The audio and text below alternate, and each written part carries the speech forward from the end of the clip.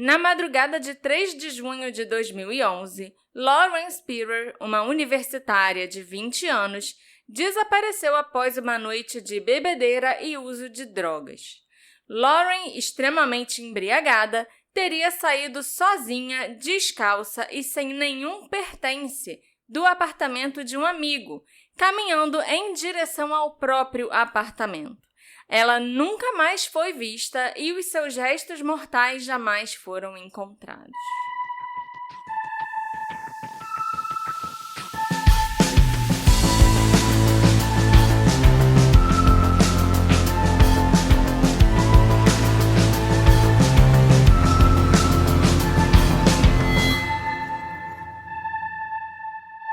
Olá, ouvintes queridos! Sejam bem-vindos a um novo episódio do Detetive do Sofá.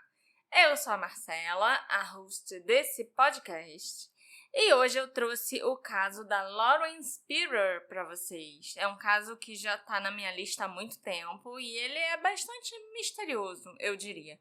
Mas eu não vou me prolongar aqui nesse início porque esse roteiro ficou muito grande. E o Alexandre vai ter um treco, né, amor? Eu quase tive um treco e vocês têm sorte de a gente não estar dividindo em duas partes. Mas, dito isso, me fala o que aconteceu com a Lauren Spierer. Lauren Elizabeth Spierer nasceu em 17 de janeiro de 91, filha da Charlene e do Robert Spierer. Ela tinha uma irmã mais velha chamada Rebecca e cresceu em Scarsdale, Nova York, um subúrbio seguro e abastado ao sul do condado de Westchester, a cerca de 30 minutos de Manhattan.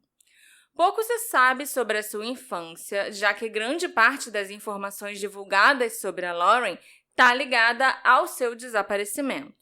Ainda assim, a sua família faz questão de lembrar quem ela era antes disso. Em uma página criada para ajudar nas buscas, os seus pais escreveram: "Temos um amor eterno pela Lauren. Ela era como uma lufada de ar fresco, a luz no dia de quem a conhecia. Lauren nunca desistiria, ela lutaria por respostas e seria a voz mais forte." Na infância, a Lauren enfrentou um sério problema de saúde: hipertensão pulmonar primária, uma doença crônica que a obrigava a usar oxigênio. Com o passar dos anos, porém, a sua condição melhorou de forma considerada quase milagrosa, permitindo que ela levasse uma vida praticamente normal. Mesmo assim, ela ainda tinha que se cuidar porque ela tinha uma síndrome rara no coração, a síndrome de QT longo. No ensino médio, a Lauren se destacou como uma aluna exemplar na Edmond High School, onde se formou em 2009. Apesar da baixa estatura, ela tinha apenas 1,52 e pesava cerca de 40 quilos, a Lauren era atlética, competia na equipe de atletismo e tinha uma personalidade muito extrovertida. Ela era pequena no tamanho, mas muito marcante para quem a conhecia. Antes de iniciar a faculdade, a Lauren já havia criado vínculos com colegas que mais tarde se tornariam seu círculo social em Bloomington. Durante a adolescência, ela frequentou o Camp Towanda, um acampamento de verão judaico na Pensilvânia, onde ela conheceu Jay Rosenbaum, Jesse Wolfe, que mais tarde se tornaria o seu namorado, e outros jovens que também acabariam ingressando na Universidade de Indiana. E acho importante a galera prestar atenção porque são muitos nomes. São. Então fica ligado em quem é quem. Por exemplo, é sempre bom lembrar que Jesse é o namorado. E Jay E é Jay o é o amigo. amigo. E todas as outras pessoas são amigas. Porque tem bastante pessoas nessa história. E eu lendo, eu fiquei meio confuso. Toda hora eu perguntava: esse é quem? Mas esse é quem? Mas esse é quem? Então, pode ser que eu faça isso durante a gravação também. Vai saber. Em 2009, após a formatura do ensino médio, a Lauren ingressou na Universidade de Indiana, em Bloomington, para cursar merchandising têxtil. Ela sonhava em trabalhar com moda e, segundo os seus pais, aquele período foi o mais feliz da sua vida. Ela adorava a experiência de estudar numa grande universidade e rapidamente construiu laços próximos. A Lauren era bastante envolvida com a comunidade judaica da universidade. Em um dos recessos de primavera, um spring break, ela viajou para Israel, onde participou de um projeto de plantio de árvores com o Fundo Nacional Judaico, algo que refletiu seu desejo genuíno de ajudar os outros. Durante o segundo ano da faculdade, a Lauren namorava o Jesse Wolfe, morador de Long Island. Pouco antes de se matricular oficialmente, ela chegou a visitá-lo na universidade. Já o Jay Rosenbaum continuava sendo um amigo próximo, assim como outros estudantes do curso de merchandising de vestuário, entre eles o Michael Beth. A Lauren morava fora do campus, no complexo Smallwood Plaza Apartments, onde ela dividia o apartamento com uma colega chamada Hadar Tamir. A Charlene, a mãe da Lauren, afirmou mais tarde que se sentia completamente segura com a localização. Ela nunca teve nenhum receio em se despedir da Lauren ou saber onde a filha estava morando. Em setembro de 2010, cerca de 9 meses antes do desaparecimento, a Lauren foi presa por embriaguez em público e consumo ilegal de álcool. Afinal, a maioridade, a idade para você beber álcool lá nos Estados Unidos é 21 anos e a Lauren tinha só 20.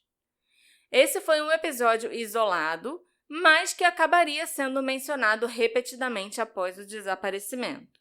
No fim de semana do Memorial Day, a Lauren, o Jay e um amigo chamado David viajaram para Indianápolis para assistir a Indy 500, acampando no Infield, uma área conhecida pelas festas intensas. Foi nesse evento que a Lauren conheceu o Corey Rossman.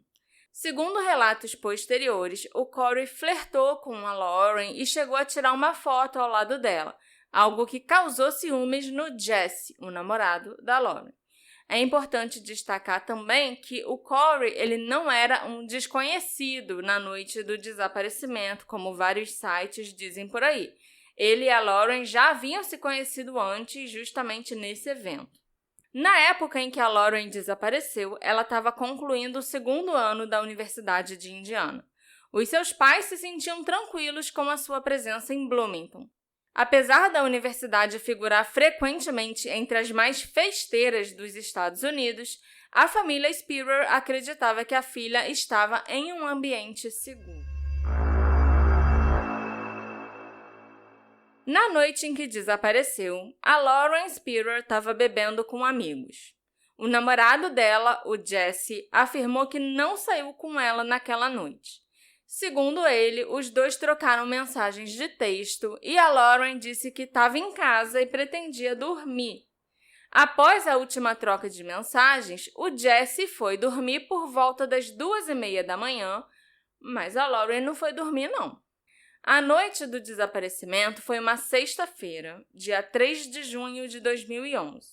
Horas antes, ainda na noite de quinta, dia 2 de junho, a Lauren estava em seu apartamento, no Smallwood Plaza, bebendo vinho com amigos enquanto assistiam a um jogo da NBA. Por volta da meia-noite, a sua colega de quarto, a Hadar, viu a Lauren sair do apartamento. 00:30, vestindo uma regata branca e calça legging preta, a Lauren deixou o prédio, acompanhada do David Ron, outro estudante da Universidade de Indiana e vizinho do mesmo prédio. Testemunhas afirmaram que a Lauren já estava embriagada quando ela saiu. Os dois, a Lauren e o David, caminharam cerca de 2 quarteirões até o condomínio North Townhomes, onde um amigo deles, chamado Scott Schwartz, estava dando uma festa. Essa festa, essa pequena reunião, fazia parte de um esquenta, uma tradição comum entre os estudantes da universidade nas noites de quinta-feira. Eles bebiam em casa, ou numa festa na casa de alguém, antes de ir para os bares depois da meia-noite. A festa tinha sido organizada pelo Jay Rosenbaum, o amigo próximo da Lauren. E cerca de 10 a 12 pessoas estavam lá nesse local. A festa foi na casa do Scott, mas quem organizou foi o Jay, certo? O esquenta. O Jay relatou posteriormente que havia consumido entre 6 a 10 doses de vodka naquela noite. Segundo ele, quando a Lauren chegou, as bebidas destiladas já tinham acabado, restando apenas cerveja. Ainda assim, a Lauren continuou bebendo. Também estavam lá nessa festa, no esquenta, o Corey Rosman, que era vizinho do Jay. O cara que ela conheceu na Fórmula Indy. Isso. E o colega de quarto dele, Michael Beth. A Lauren já conhecia o Corey. Os dois tinham se encontrado dias antes durante a Indy 500 em Indianápolis.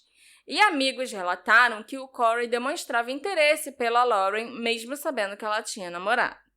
Em depoimento à polícia, o Jay afirmou que a Lauren ou o David comentaram ter triturado e inalado clonazepam, um benzodiazepínico prescrito para ansiedade, transtornos de pânico e convulsões antes deles terem chegado na festa. E o Jay também disse acreditar que ambos tinham usado cocaína. Então, eles já estavam embriagados quando eles chegaram, eles já tinham usado cocaína e clonazepam. Isso durante o esquenta? Antes de chegar no esquenta. Okay. Quando chegaram no esquenta, eles ainda continuaram bebendo cerveja, porque a vodka já tinha acabado. Em algum momento da madrugada, o David Ron se separou do grupo e voltou para o apartamento dele no Smallwood Plaza. O advogado do David confirmou que imagens das câmeras de vigilância do prédio mostravam o David retornando ao local por volta de 1h30 da manhã e permanecendo lá no apartamento dele até cerca das 11 da manhã. Posteriormente, o David se submeteu a um teste do polígrafo administrado pelo FBI que não indicou nenhum sinal de mentira. Aí a participação do David nessa noite termina aí, certo? Não vamos mais ouvir falar dele. Não. A Lauren, no entanto, não voltou para casa naquela noite. Após a dispersão da festa no apartamento do Scott, ela deixou o local acompanhada do Corey Rosman. Antes de seguirem para um bar, os dois passaram rapidamente pelo apartamento do Corey, que ficava a apenas 2 portas de distância. E, em seguida, eles caminharam juntos até o Kilroy's Sports Bar, um dos bares universitários mais populares de Bloomington. Os bares da cidade funcionavam até às 3 da manhã, e era comum que os estudantes fizessem um esquenta em casa antes de sair depois de meia-noite. A Lauren era menor de idade e ela utilizou um documento falso para entrar no bar. 1h46 da manhã, as câmeras de vigilância registraram a Lauren e o Corey entrando no Kilroy's Sports Bar. Testemunhas afirmaram que a Lauren estava visivelmente embriagada dentro do bar. Em determinado momento, ela tirou os sapatos para circular pelo pátio externo coberto de areia, algo comum ali naquele local. Durante o tempo que permaneceu ali, a Lauren também deixou o seu celular guardado e acabou se separando dele sem perceber. A Lauren e o Corey ficaram no Kilroy's por cerca de 40 minutos. Às 2h27 da manhã, os dois foram vistos saindo do bar. A Lauren deixou para trás os seus sapatos e o seu celular e saiu descalço. Imagens de vigilância não divulgadas mostraram o Corey acompanhando a Lauren de volta até o prédio onde ela morava, o Smallwood Plaza. Em um trecho do vídeo, a Lauren tropeça e cai em um beco, sendo ajudada pelo Corey. Às 2h30 da manhã, a Lauren e o Corey entraram no Smallwood Plaza e pegaram o elevador até o 5º andar, onde ficava o apartamento dela. No corredor, eles encontraram 4 estudantes, entre eles um cara chamado Zach Oakes, que era amigo do namorado da Lauren, o Jesse. E esses estudantes perceberam imediatamente o estado de embriaguez da Lauren. Preocupados, os rapazes perguntaram se ela estava bem. E o Corey respondeu que sim e disse que ele estava cuidando dela. Um dos rapazes sugeriu que o Corey a levasse até o apartamento para garantir que ela ia ficar em segurança. E, segundo os relatos, o Corey reagiu de forma agressiva e começou a xingar o grupo. A discussão escalou rapidamente e o Zach deu um soco no rosto do Corey, que caiu no chão do corredor. Mais tarde, o Corey afirmaria, por meio do seu advogado, que o golpe foi tão forte que ele perdeu a memória não apenas do restante da noite, mas também de cerca de 15 minutos anteriores à agressão. Foi o soco, sim, que fez ele perder a memória. O soco pode ter contribuído, né? Mas com certeza não foi só o soco. Eu acho que foi tudo que ele já tinha consumido antes do soco também. As câmeras de segurança do prédio registraram a Lauren cambaleando perto do corredor e quase caindo novamente. O Corey a ajudou a se levantar e pouco depois os dois deixaram o prédio juntos, sem que a Lauren tivesse entrado em seu apartamento ou calçado outro par de sapatos. Isso mesmo. Isso era no prédio dela. Era no prédio dela. Ela chegou a subir para o andar dela, onde aconteceu essa briga, né, esse soco, mas ela não chegou a entrar em casa. Depois desse socão aí que o Corey levou, eles saíram do prédio. Entendeu? Às 2h48, após deixar o próprio prédio, a Lauren entrou em um beco que ligava a College Avenue a Morton Street. Câmeras de segurança instaladas em apartamentos próximos registraram os seus movimentos. E poucos minutos depois, as imagens mostraram a Lauren saindo do beco. Às 2h51, ela foi filmada pela última vez caminhando em direção a um terreno baldio próximo ao condomínio Northtown Homes, o condomínio onde ela já tinha ido mais cedo para a festa, né? Onde moravam o Scott, o Jay, o Corey, o Michael, todo mundo que eu mencionei. Ao longo desse trajeto, posteriormente seriam encontradas as chaves, a bolsa e uma pulseira da Lauren, indicando que ela foi deixando os pertences pelo caminho. As imagens mostram a Lauren extremamente debilitada. Ela tentou andar, deu poucos passos e caiu várias vezes. Em uma das quedas, ela caiu de bruços no asfalto, sem conseguir usar as mãos para amortecer o impacto, e deu com a cara direto no chão. Em outra queda, a Lauren se sentou em uma escadinha de concreto e caiu para trás, batendo a cabeça em um dos degraus de concreto. E o barulho foi tão alto que chamou a atenção de uma mulher que passava pelo local, que foi lá perguntar se a Lauren estava bem. E o Corey, que ainda estava com ela, respondeu: "Ela está bem sim, eu cuido disso." Durante esse trajeto, o Corey ajudou a Lauren a se levantar diversas vezes. Em determinado momento, próximo a uma caçamba de lixo do beco, ele usou o celular dele para fazer 2 ligações. Às 2h55 da manhã, o Corey ligou para uma amiga da cidade natal dele, que era Sharon, no Massachusetts, e a chamada foi direto para a caixa postal, né? Você não vai atender os outros quase 3 horas da manhã.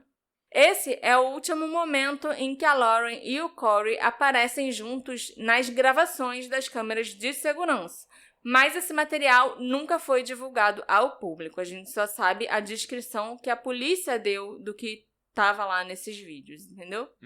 Em seguida, o Corey passou a carregar a Lauren nas costas, né? Tipo, os bombeiros carregam as vítimas que eles resgatam. No ombro, né? Tipo, joga no ombro e sai carregando. Já que ela mal conseguia se manter em pé. A Lauren e o Corey tentaram entrar em um conjunto de apartamentos conhecido como 10th and College e bateram na porta da casa de 4 estudantes que tinham estado na festa mais cedo. Mas ninguém atendeu e eles seguiram o caminho. Pouco depois, os dois chegaram no apartamento do Corey, no condomínio Northtown Homes. Não havia câmeras de segurança no local e nem testemunhas conhecidas circulando pela área. No apartamento estava o Michael Beth, o colega de quarto do Corey. Segundo o seu advogado, o Michael passou a noite em casa, terminando os trabalhos da universidade. Ele tinha ido na festa mais cedo, né? Ali na casa do vizinho, no Scott. Depois ele voltou para casa e ficou terminando os trabalhos que ele ia ter que entregar.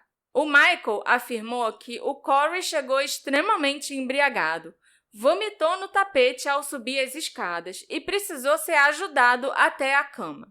O Michael disse ter tentado convencer a Lauren a dormir no apartamento, alegando que seria mais seguro. Segundo ele, a Lauren recusou e insistiu que ela queria voltar para o próprio apartamento, acreditando ainda que ela tinha deixado o celular com o David no início da noite. Mas a gente sabe que ela largou o celular lá no bar. Diante dessa situação, o Michael resolveu ligar para o Jay Rosenbaum, que conhecia a Lauren desde os tempos de acampamento, e pediu que ele assumisse a responsabilidade por ela. O Michael e a Lauren não se conheciam tão bem assim. Esse Jay morava por ali também. Ele morava no mesmo condomínio. Segundo o investigador particular Mike Ciravolo, contratado pela família Spearer, o Michael teria dito: "Eu não a conheço tão bem quanto o Jay", e por isso ele decidiu levá-la até o apartamento ao lado. O Jay relatou que ele recebeu a ligação do Michael por volta das 3h30 da manhã. Ele disse que o Michael explicou que a Lauren estava muito embriagada, mas estava insistindo em voltar para o apartamento dela para beber mais ainda. O Jay afirmou que tentou convencer a Lauren a dormir em seu apartamento, e por um momento a Lauren se sentou no sofá e pareceu concordar. Então o Michael retornou ao apartamento dele. Quando a Lauren entrou no apartamento do Jay, ele afirmou que notou um hematoma bem visível abaixo de um dos olhos dela. Ao perguntar o que havia acontecido, a Lauren respondeu que não sabia. O ferimento foi atribuído posteriormente a uma das quedas sofridas por ela ao longo da noite. Durante o tempo em que ela esteve no apartamento do Jay, 2 ligações foram feitas do telefone dele, pouco antes da Lauren supostamente sair. O Jay afirmou que foi a Lauren quem realizou aquelas chamadas. Uma foi para o David Ron e a outra para o Scott Schwartz, ambos amigos que haviam estado com ela mais cedo naquela noite. E nenhum dos dois atendeu o telefone e nenhuma mensagem foi deixada. O Jay também contou que a Lauren chegou a confundir um iPod que estava em cima do balcão com um celular, o que reforçava o nível de desorientação em que ela se encontrava. Segundo Jay, ele tentou repetidamente convencê-la a ficar e dormir. Ele chegou até a pedir que ela andasse em linha reta dentro do apartamento para provar que ela estava bem. Ele afirmou que, apesar de estar descalça e meio instável, a Lauren insistiu que ela conseguiria voltar sozinha para casa. Por volta das 4h30 da manhã, a Lauren deixou o apartamento do Jay sozinha, descalça, vestindo leggings pretas e uma blusa branca. O Jay disse que a acompanhou até a porta e a observou caminhar pela calçada. Em um relato posterior, ele afirmou que subiu até a varanda do segundo andar e a viu seguir até o cruzamento da Rua 11 com a College Avenue, caminhando para o sul, na direção do Smallwood Plaza, onde ela vivia. Antes de perdê-la de vista, o Jay gritou para que ela enviasse uma mensagem para ele quando encontrasse o celular. Ele contou ainda que, naquele momento, ele achou ter visto uma figura nas sombras se aproximar da Lauren na esquina, mas não tem certeza do que viu. Não havia câmeras de vigilância funcionando que registrassem a Lauren saindo do prédio naquela direção. A câmera mais próxima ficava a cerca de 100 metros adiante, na College Avenue, e, por coincidência, essa câmera não captou nenhuma imagem da Lauren naquela madrugada. Essa foi a última vez que alguém afirmou ter visto a Lauren Spearer. Ela tinha apenas 2,5 quarteirões para percorrer até o próprio apartamento, mas nunca chegou em casa. Horas após o último avistamento da Lauren, o Jesse Wolfe tentou falar com a namorada por mensagem. Mas, em vez de uma resposta dela, o Jesse recebeu um aviso inesperado. Um funcionário do Kilroy's Sports Bar informou que o celular da Lauren tinha sido encontrado no local, o mesmo onde ela também deixou os seus sapatos na noite anterior. Sem conseguir localizá-la e após não encontrá-la em seu apartamento, o Jesse começou a temer que algo estivesse errado. Ele, então, resolveu procurar o Departamento de Polícia de Bloomington e registrou oficialmente o desaparecimento da namorada. Ainda naquela tarde, a Rebecca, irmã da Lauren, ficou sabendo por meio dos amigos da irmã que a Lauren estava desaparecida. A Rebecca, então, telefonou para o pai, o Robert Spearer, para informar que o caso havia sido comunicado às autoridades. O Robert entrou em contato com o Jesse, que já estava na delegacia. Imediatamente, ele e a esposa Charlene iniciaram uma série de ligações para hospitais, clínicas e prontos-socorros de Bloomington e na região ao redor, na esperança de encontrar a Lauren internada ou registrada como uma paciente não identificada. Mas nenhuma unidade tinha qualquer informação compatível com a descrição dela. No dia seguinte, ao chegarem em Bloomington, o Robert e a Charlene seguiram diretamente para a delegacia, acreditando que a Lauren já poderia ter sido localizada. Mas isso não tinha acontecido. Ainda naquele dia, eles produziram o primeiro cartaz de pessoa desaparecida e a Charlene começou a espalhá-los pela cidade, enquanto Robert percorreu a região onde a filha tinha sido vista pela última vez. A chegada dos pais marcou uma virada no caso. Em poucas horas, a área entre o Smallwood Plaza e a North Street foi tomada por equipes de reportagem. O desaparecimento da Lauren ganhou repercussão nacional, com destaque em veículos como o USA Today, a CNN, Fox News, Good Morning America, Today Show e até na imprensa internacional. Com a atenção pública crescente, centenas de voluntários passaram a integrar as buscas terrestres organizadas com o apoio do Centro Nacional para Crianças Desaparecidas e Exploradas.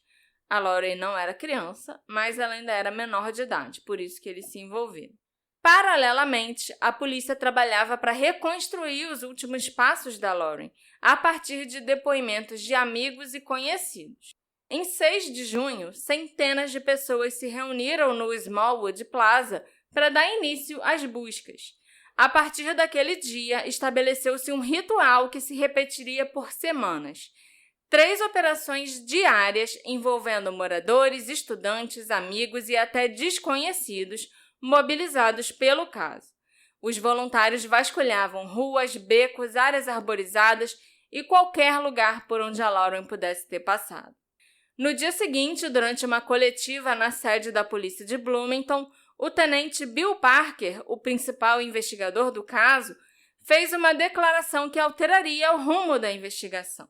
Segundo Bill, quando alguém sai por volta das 4h30 da manhã, descalço, após consumir álcool e desaparece sem deixar vestígios, claro que a polícia passa a considerar a possibilidade de um crime.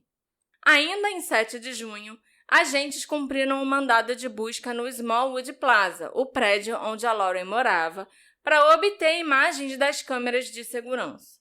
Ao encontrarem a sala de monitoramento trancada, os policiais arrombaram a porta para acessar os equipamentos.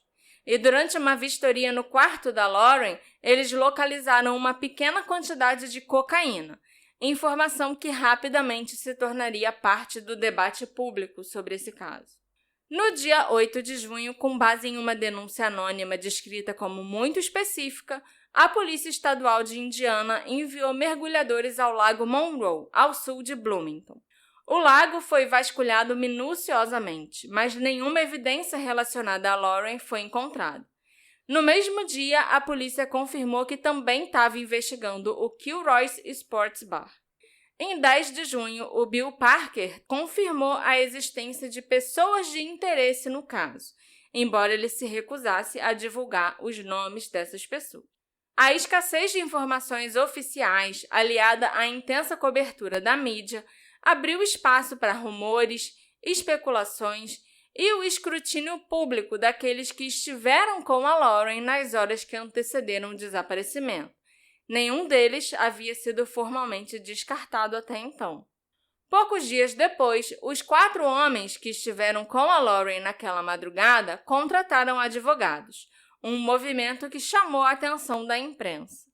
No próprio dia 10 de junho, o Jay Rosenbaum anunciou a contratação dos advogados Jennifer Luckmeyer e Jim Voiles. Segundo Jim, assim que assumiram a defesa, eles entraram em contato imediatamente com a polícia. E a Jennifer afirmou que, antes mesmo de contratar os advogados, o Jay já havia prestado 2 depoimentos, acompanhado investigadores até a área do último avistamento da Lauren e tinha entregado voluntariamente o seu celular para análise. Na mesma data, o ex-promotor do condado de Monroe, o Carl Salzman, declarou representar o Corey Rossman, outro jovem que esteve com a Lauren naquela madrugada. O Carl afirmou que houve um confronto no prédio durante o qual o Corey teria sido agredido e perdido a memória do que aconteceu em seguida. Segundo ele, testemunhas teriam visto a Lauren depois que o Corey foi colocado para dormir. A polícia anunciou oficialmente a existência de 10 pessoas de interesse. O Corey Rossman e o colega de quarto dele, Michael Beth, forneceram amostras de DNA voluntariamente. Uma semana após o desaparecimento, agentes passaram a abordar motoristas na College Avenue na esquina com a 11th Street, o local onde a Lauren foi vista pela última vez, perguntando se eles estiveram na área na madrugada do dia 3. Comerciantes próximos também foram solicitados a entregar imagens das câmeras de segurança. Em 11 de junho, uma equipe da Texas Echo Search chegou a Bloomington para reforçar as buscas. Naquela noite, o programa America's Most Wanted exibiu o primeiro de 2 segmentos sobre o caso. As reportagens geraram cerca de 350 denúncias, mas nenhuma considerada decisiva. No dia seguinte, a imprensa passou a pressionar as autoridades por mais transparência, já que grande parte da investigação seguia sob sigilo. Questionado sobre o motivo de nem todas as pessoas de interesse terem sido interrogadas, o capitão Joe Walters sugeriu que alguns estudantes que estiveram com a Lauren naquela noite haviam deixado a cidade antes de serem ouvidos. Durante outra coletiva, um repórter perguntou se a polícia havia recebido rumores de que a Lauren poderia ter sofrido uma overdose, levando colegas a entrarem em pânico e ocultar o corpo. A resposta foi direta: sim, esse tipo de informação havia sido recebido. A teoria ganhou força quando os pais revelaram que a Lauren tinha a síndrome do QT longo, uma condição cardíaca rara. O Robert Spearer declarou: "Não sei como isso influenciou os eventos daquela noite, mas ela certamente estava vulnerável caso tivesse ingerido algum tipo de droga." O Robert Spearer declarou: "Não sei como isso influenciou os eventos daquela noite, mas ela certamente estava vulnerável caso tivesse ingerido algum tipo de droga."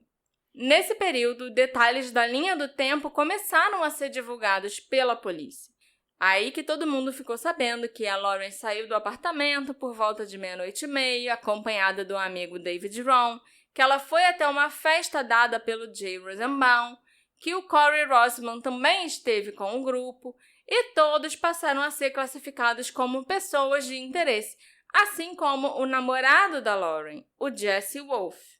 Reportagens revelaram que o Jesse ajudou nas buscas inicialmente, mas ele deixou a cidade pouco depois.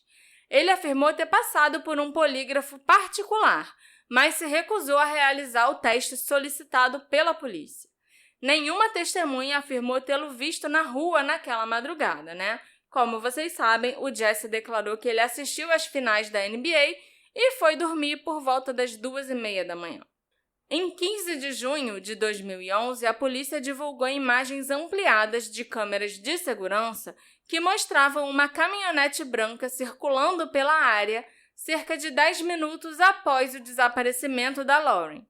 As imagens geraram mais de 500 denúncias e inúmeras teorias, incluindo a possibilidade de um sequestro aleatório. Eu vou falar um pouco mais sobre essa caminhonete daqui a pouco, mas até hoje tem gente que olha a imagem divulgada pela polícia e jura de pés juntos que tem uma pessoa na caçamba daquela caminhonete. Ok. Eu não vejo nada, né? Mas... No dia seguinte, as autoridades divulgaram um mapa detalhado com a cronologia dos últimos deslocamentos conhecidos da Lauren, com base em vídeos e depoimentos. A Charlene fez um apelo direto aos amigos da filha para que apresentassem qualquer informação, um pedido que se repetiria ao longo dos meses e anos seguintes. O Corey Rossman e o Michael Beth voltaram a fornecer amostras de DNA. Entre os dias 19 e 21 de junho, denúncias sobre odores suspeitos levaram a buscas em áreas florestais próximas a Martinsville, mas nada foi encontrado. As buscas públicas perderam força rapidamente. Em 21 de junho, menos de 50 pessoas estavam participando. Na prática, as operações já estavam começando a chegar ao fim. Em 22 de junho, a polícia anunciou que havia concluído as entrevistas com amigos e familiares da Lauren e que as buscas profissionais seriam encerradas em breve. Para os Spierer, restava aceitar uma nova realidade. Essa é a nossa vida agora, declarou a Charlene. No fim de junho, surgiu uma pista controversa. Um homem em situação de rua, conhecido como Road Dog, relatou ter ouvido o grito de uma mulher por volta das 4h30 da manhã, a oeste do local onde a Lauren foi vista pela última vez. E um outro morador de rua também apresentou um relato semelhante. Poucos dias depois, o Road Dog foi encontrado morto. As circunstâncias da morte dele são confusas e contraditórias nos registros disponíveis. Alguns apontam para um homicídio e outros registros falam em overdose. Não há qualquer evidência, no entanto, de que ele possuísse informações diretas sobre o desaparecimento da Lauren e tampouco está claro se a polícia investigou formalmente essa pista. Ainda assim, o episódio permanece como uma das conexões mais estranhas e nebulosas desse caso. No dia 9 de julho de 2011, as buscas organizadas por voluntários também chegaram oficialmente ao fim. Ainda assim, os Spierer promoveram um encontro de agradecimento, e cerca de 60 pessoas, entre os milhares que haviam participado das buscas, compareceram. Juntos, eles caminharam pela pista de atletismo Woodlawn, na Universidade de Indiana, um local onde a Lauren costumava se exercitar.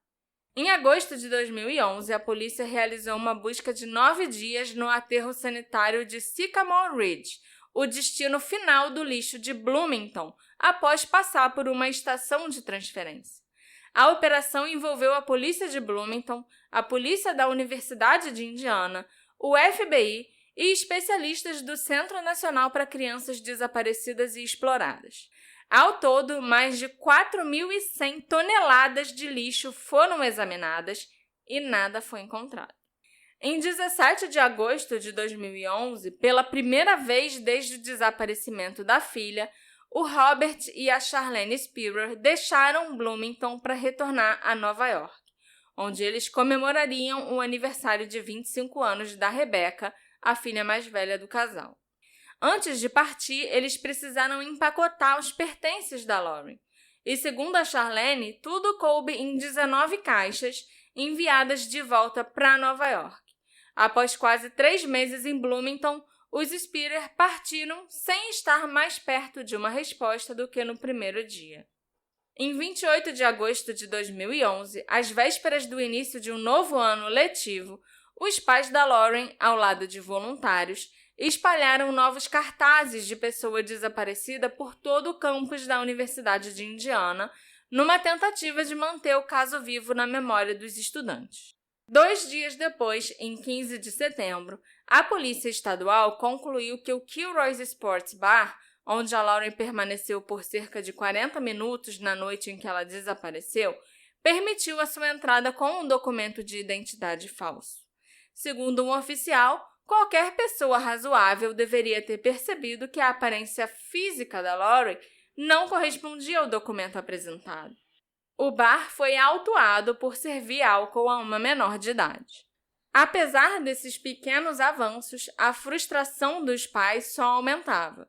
O Robert Spierer afirmou que a polícia de Bloomington não compartilhava informações sobre o andamento da investigação, criando a sensação de que a família estava sendo deliberadamente excluída. As autoridades também se recusaram a divulgar imagens das câmeras de segurança da noite do dia 2 para o dia 3 de junho. Para o ex-agente do FBI, Brad Garrett, essa decisão foi um erro muito grave. É preciso manter a informação circulando, porque é assim que surgem novas pistas. O chefe da polícia de Bloomington, o Michael Dieckhoff, se recusou a conceder entrevista ao programa de TV 2020. Procurado pela ABC News, ele se limitou a afirmar que a investigação seguia em andamento e que havia atualizado os Spierer na noite anterior, sem explicar por que os vídeos não foram divulgados. Das câmeras de segurança. Diante da falta de transparência, os Spierer contrataram investigadores particulares da empresa Bow Detail & Associates e criaram o site findlauren.com para reunir denúncias. O investigador Mike Ciravolo, ex-detetive da polícia de Nova York, foi designado ao caso em setembro de 2011, 3 meses após o desaparecimento. Para ele, o atraso foi determinante.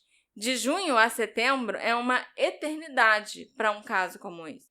O Mike também relatou resistência por parte da polícia local, que teria se recusado a compartilhar informações ou aceitar uma colaboração externa.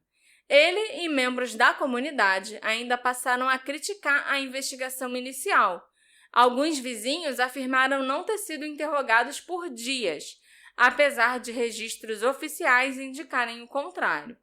Os investigadores particulares continuaram analisando o papel dos jovens que estiveram com a Lauren em suas últimas horas conhecidas e também avaliaram o relato do namorado dela, Jesse Wolfe, que afirmou ter planejado encontrá-la naquela manhã, mas acabou dormindo mais após não conseguir entrar em contato com ela. Em 1º de novembro de 2011, os advogados Jim Voyles e Jennifer Lukemire divulgaram um comunicado afirmando que o Jay Rosenbaum havia cooperado integralmente com as autoridades. Segundo a defesa, ele prestou depoimentos detalhados, autorizou buscas em sua residência, forneceu uma amostra de DNA e se submeteu a um teste do polígrafo.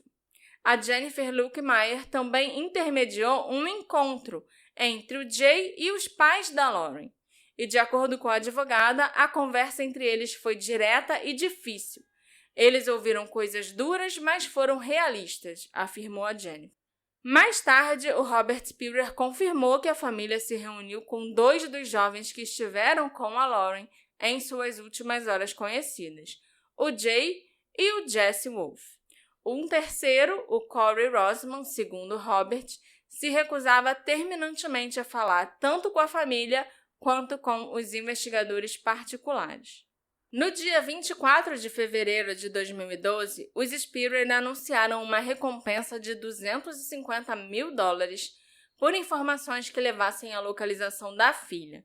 O valor incluiu uma doação do proprietário do Indianapolis Colts, o Jim Irsay, além de contribuições anônimas, e a família agradeceu publicamente o apoio recebido.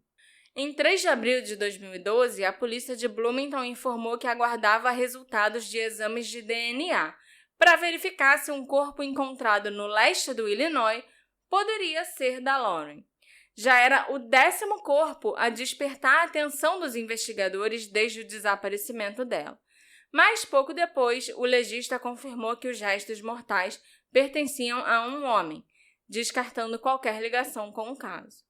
Em 23 de abril de 2012, em entrevistas ao Indianapolis Star e ao Journal News, a Charlene Spierer admitiu publicamente pela primeira vez que não acreditava mais que a filha estivesse viva.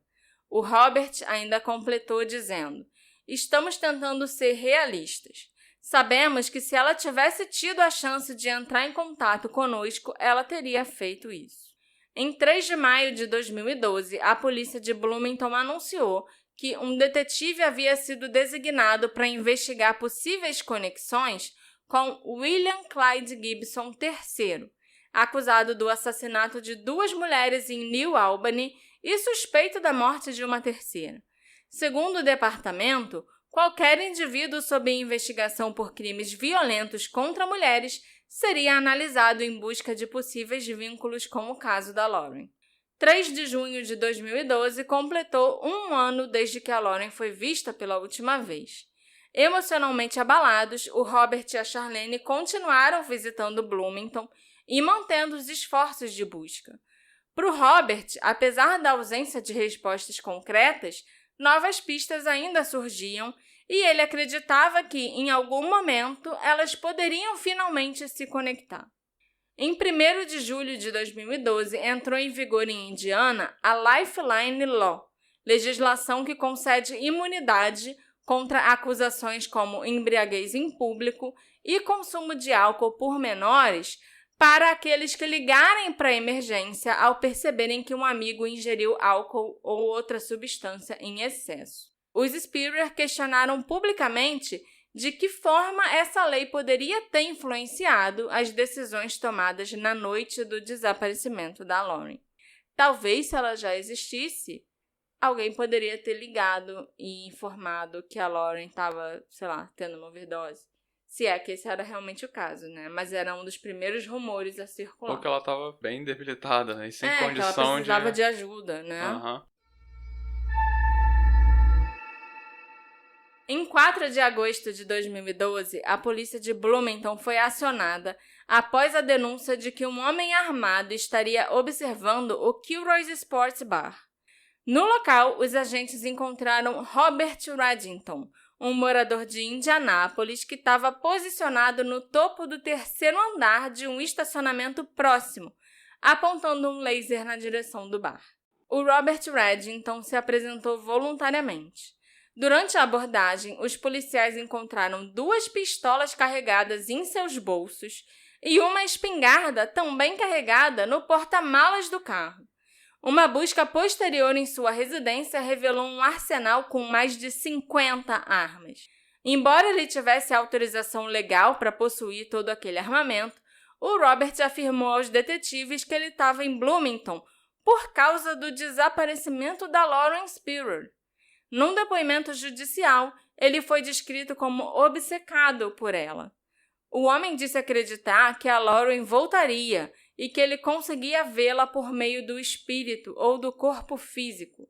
Ele também declarou enxergar espíritos e entidades escuras e afirmou que portar armas o fazia sentir corajoso. Caraca, a mulher conseguiu um stalker depois de desaparecer. Diante dessas declarações, a polícia confiscou as armas, avaliando que o Robert poderia estar mentalmente instável e representar risco para si ou para terceiros. Ele foi internado involuntariamente por 3 dias numa instituição psiquiátrica, onde recebeu o diagnóstico de um transtorno de personalidade leve. A justiça determinou que as suas armas não fossem devolvidas naquele momento. O Robert Reddington nunca foi acusado de envolvimento no desaparecimento da Lauren. Ele não possuía antecedentes criminais, nem histórico conhecido de doença mental. Em 2019, o armamento dele acabou sendo devolvido. No dia 4 de maio de 2013, durante a cerimônia de formatura da Universidade de Indiana, o reitor Michael McRobbie mencionou publicamente a ausência da Lauren. Ele a descreveu como uma integrante da comunidade que deveria estar conosco, mas não está, classificando seu desaparecimento como uma tensão terrível e inimaginável para os familiares e amigos. Ainda em maio, os investigadores informaram que já haviam recebido 3.060 denúncias relacionadas ao caso, cerca de 100 apenas no primeiro semestre de 2013. Apesar do Jesse Wolfe, do Corey Rossman e do Jay Rosenbaum afirmarem estar cooperando com a polícia, todos se recusaram a fazer testes do polígrafo. Em 27 de junho de 2013, o Robert e a Charlene Spierer ingressaram com ações civis contra o Corey Rossman, o Jay Rosenbaum e o Michael Beff, alegando negligência na noite do desaparecimento da filha. Segundo o processo, os 3 teriam fornecido álcool para Lauren, que já estaria visivelmente embriagada, e falhado em garantir que ela retornasse com segurança ao seu apartamento, o que, segundo os pais, pode ter contribuído para sua morte.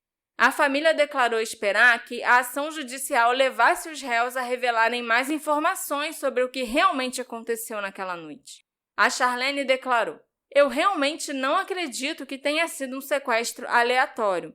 Acredito que alguém que a Lauren conhecia foi responsável pelos eventos daquela noite." Como parte do processo, os advogados da família solicitaram registros telefônicos e acadêmicos, abrangendo um período de 134 dias antes e depois do desaparecimento. A defesa classificou o pedido como uma investigação exploratória. Os pais da Lauren também buscavam acesso às declarações prestadas pelos jovens à polícia, documentos aos quais eles nunca tiveram acesso. Em dezembro de 2013, a juíza federal Tanya Walton Pratt rejeitou a ação contra o Michael Beff, concluindo que ele não tinha dever legal de cuidado em relação a Lauren. Afinal, os dois mal se conheciam e quem levou a Lauren para casa dele foi o Corey, né? Esse foi o que recebeu o Corey e a Lauren e levou a Lauren para casa do Jay. Isso. As ações contra o Corey e o Jay seguiram adiante, mas por pouco tempo, porque em 1º de outubro de 2014, a juíza Tânia arquivou definitivamente a ação por negligência movida contra o Corey e o Jay.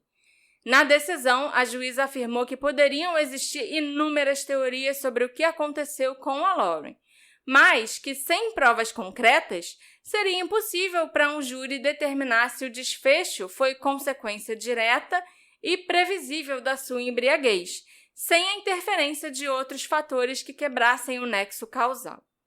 Os pais recorreram da decisão, mas o Tribunal Federal de Apelações manteve o arquivamento, encerrando de forma definitiva o caminho judicial da família Spierer.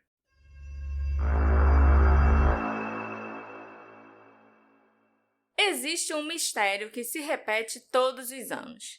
Ele começa em fevereiro, quando a rotina volta e o dinheiro desaparece. Os sinais estão sempre lá.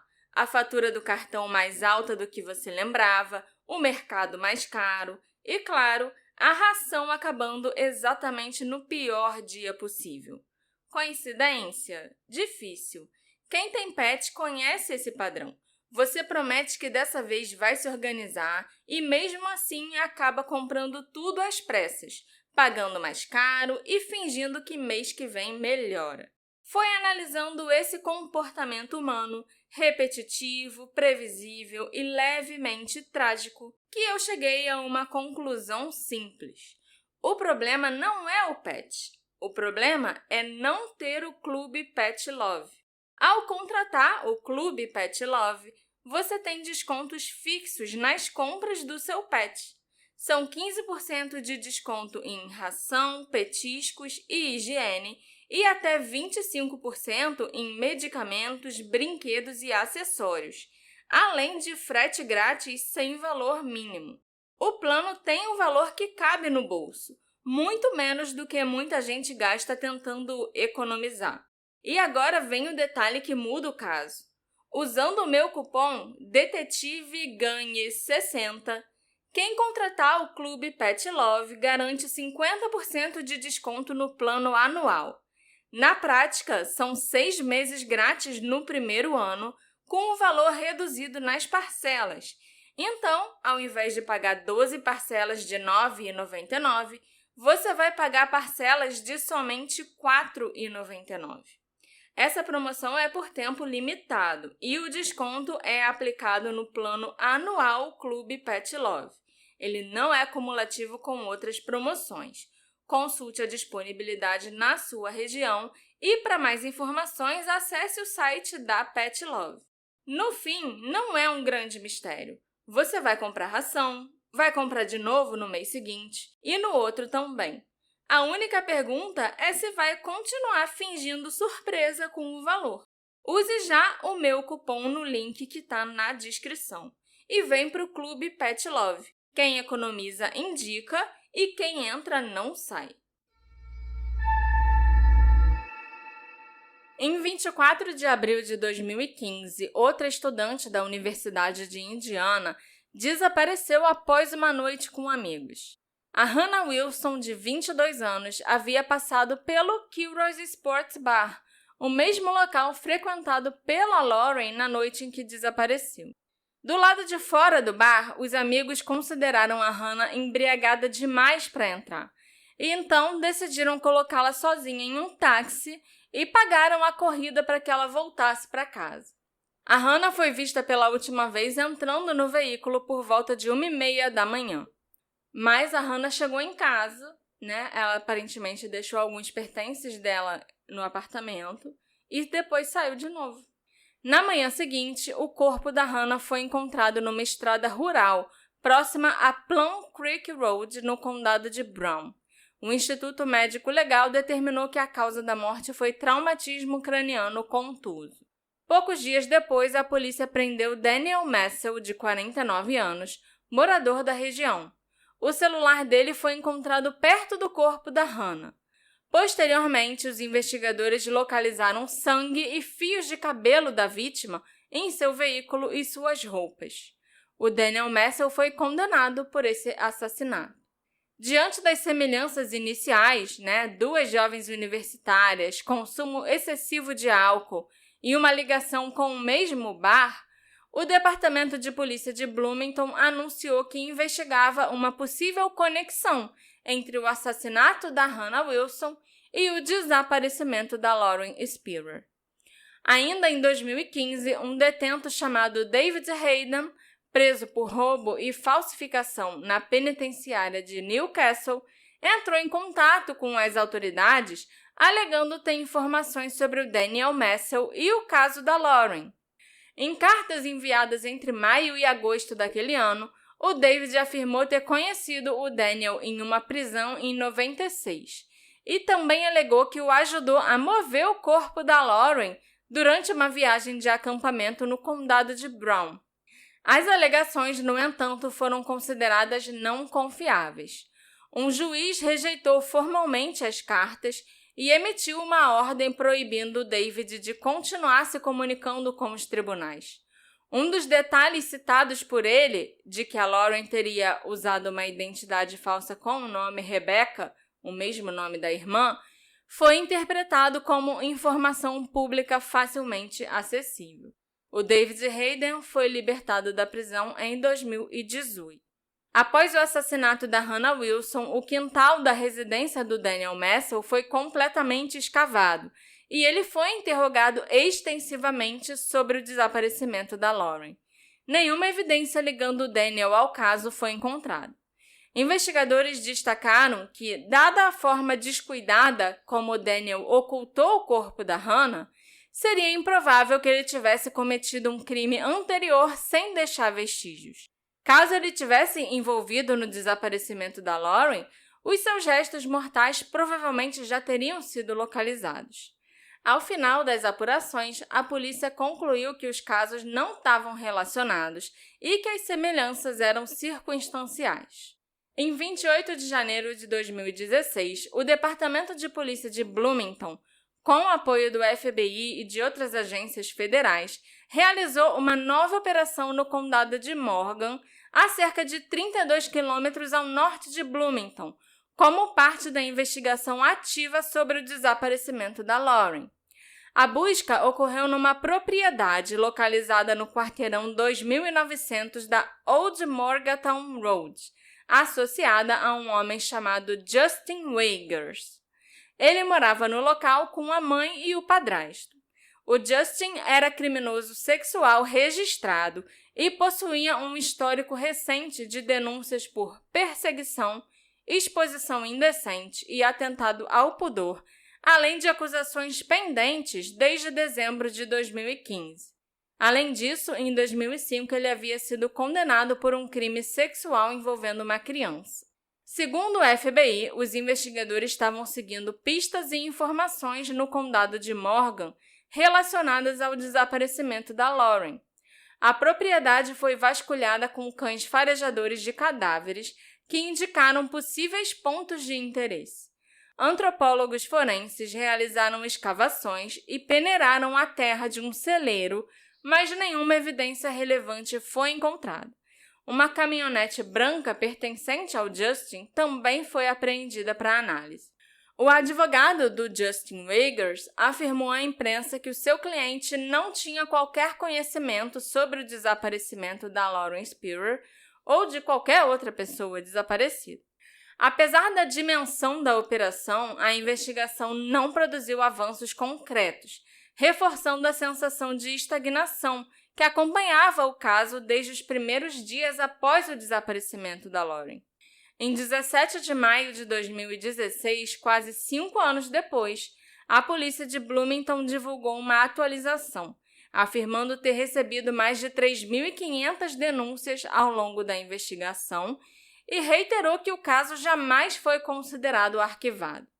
Ainda em 2016, o ex-agente do FBI Brad Garrett comentou sobre a caminhonete branca que chamou a atenção dos investigadores. O veículo apareceu em imagens de câmeras de segurança na região onde a Lauren foi vista pela última vez. Inicialmente, as autoridades divulgaram imagens de uma Chevrolet branca e pediram que o proprietário se apresentasse como possível testemunho. Durante as suas próprias investigações, o Brad Garrett descobriu que um homem chamado James McClish, recém-liberado da prisão após agredir a ex-esposa, dirigia uma caminhonete branca semelhante. Naquele período, o James McClish vivia em uma casa de recuperação a cerca de 10 minutos do local onde a Lauren desapareceu. Pouco depois, uma mulher que havia se relacionado com o James no passado entrou em contato com o Brad Garrett e, segundo ela, o James teria feito comentários ameaçadores, dizendo: "Você sabe o que aconteceu com a Lauren? A mesma coisa pode acontecer com você." A mulher afirmou acreditar que ele matou a Lauren e enterrou o corpo numa fazenda ao sul de Indiana. Para esclarecer as acusações, o Brad Garrett convenceu o James a se submeter a um teste do polígrafo realizado pelo experiente examinador Ralph Neves, ex-detetive da polícia de Nova York, a pedido do programa 2020. Durante o exame, o James negou repetidamente qualquer envolvimento no desaparecimento da Lauren, se mantendo calmo e consistente em suas respostas. De acordo com o examinador, os resultados indicaram que o James dizia a verdade. Ao final do teste, ele declarou: "Desejo a vocês toda a sorte do mundo, de verdade." Quem declarou isso foi o suspeito, não? O suspeito. Posteriormente, ficou confirmado pela polícia de Bloomington que o vídeo da tal caminhonete branca, na verdade, correspondia a outra data e horário, e que o veículo não tinha relação nenhuma com o caso da Lauren. Ainda em 2016, um homem chamado Corey Hammersley, esse é outro Corey, tá? Não é o Corey que a gente falou lá no início, que estava com a Lauren quando ela desapareceu. Mas esse tal de Corey Hammersley foi entrevistado por um investigador particular sobre o desaparecimento da Lauren. Naquele momento, ele já estava preso por outros crimes e passou a ser investigado após uma denúncia enviada à família da Lauren por meio do site findlauren.com. O Corey Hammersley tinha 22 anos na época do desaparecimento e ele frequentava os mesmos círculos sociais que a Lauren. Ex-estudante e atleta da Universidade de Indiana, ele havia se envolvido profundamente com o cenário das drogas em Bloomington, um ambiente que a polícia também acreditava que a Lauren tivesse frequentado, especialmente após a descoberta de uma pequena quantidade de cocaína em seu apartamento.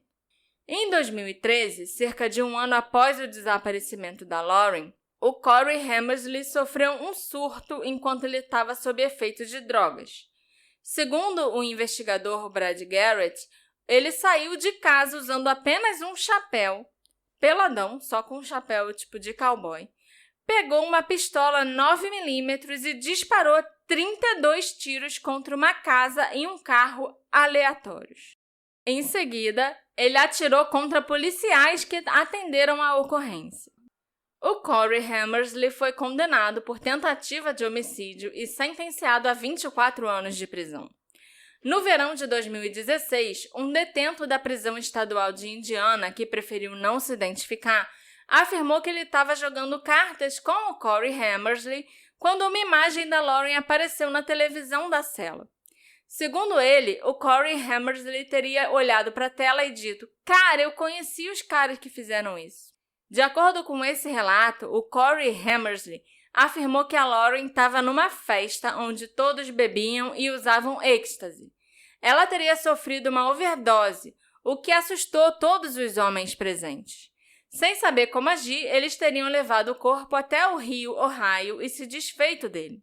Apesar disso, numa entrevista na prisão com o investigador Brad Garrett e o investigador particular Bill Benjamin, o Corey Hammersley voltou a negar qualquer envolvimento. Questionado diretamente se ele havia ajudado a mover o corpo da Lauren, ele respondeu: "Absolutamente não." O Bill Benjamin pediu que o Corey Hammersley entrasse em contato caso ele se lembrasse de algo relevante no futuro. E a resposta foi direta: "Provavelmente não farei isso. Não quero ser associado a isso de forma alguma."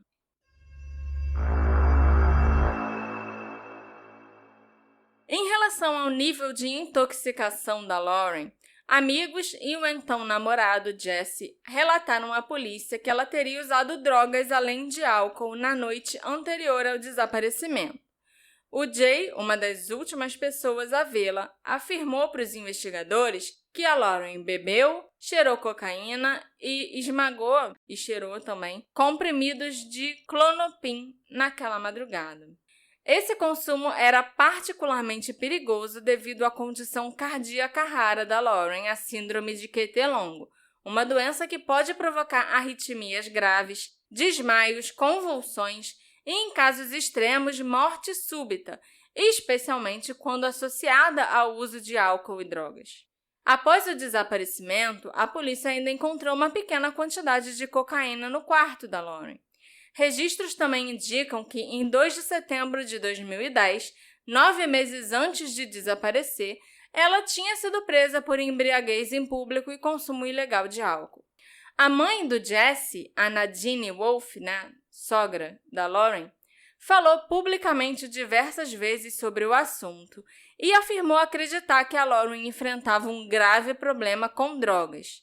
Segundo a Nadine, anos antes, a Lauren teria sido convidada a deixar o acampamento de verão, onde ela conheceu o Jesse e o Jay, por causa do uso de substâncias.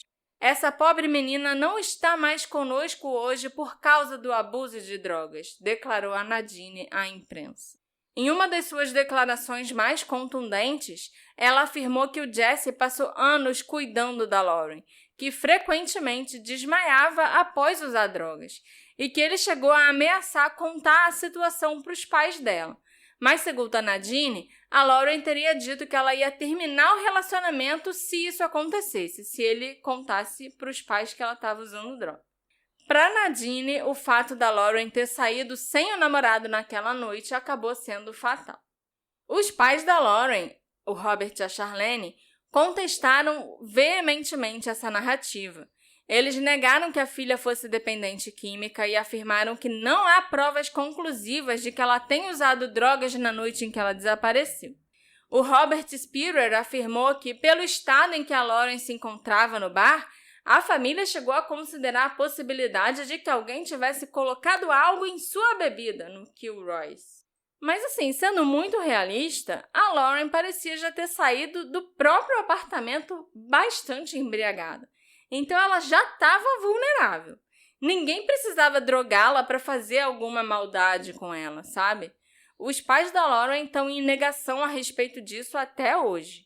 E uma das coisas que me incomodou um pouco, e até fez eu ficar meio com raiva quando eu estava escrevendo o caso, foi como eles falam da Lauren como se ela fosse uma santa, que nunca fazia nada de errado, e enquanto isso eles ficam falando coisas horríveis sobre os outros jovens. Sendo que a Lauren, pelo visto, fazia a mesma coisa que todos os jovens daquela área faziam. Ela não era diferente deles. Era amiga deles. Sabe?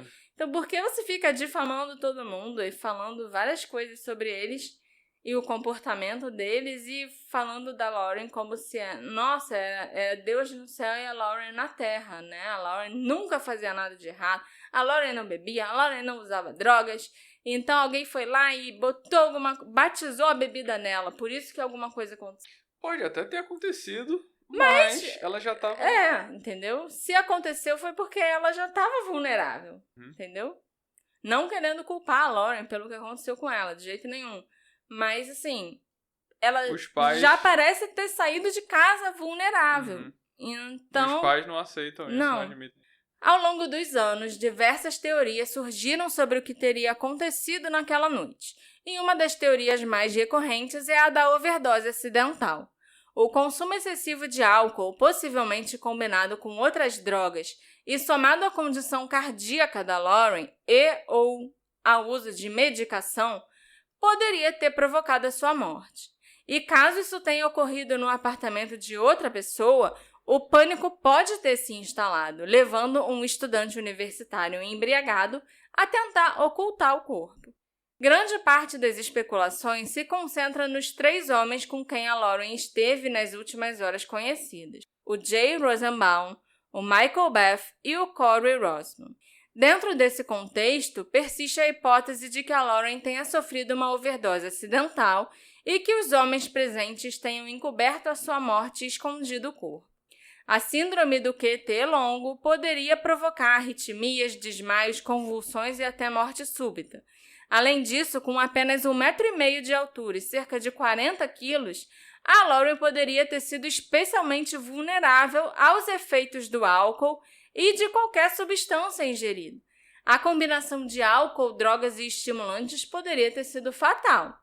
Além disso, a Lauren caiu-se e estabacou no chão várias vezes, batendo a cabeça pelo menos 2 vezes que a gente sabe. Então, ela também poderia ter sofrido uma concussão. Nos Estados Unidos, concussão é grave.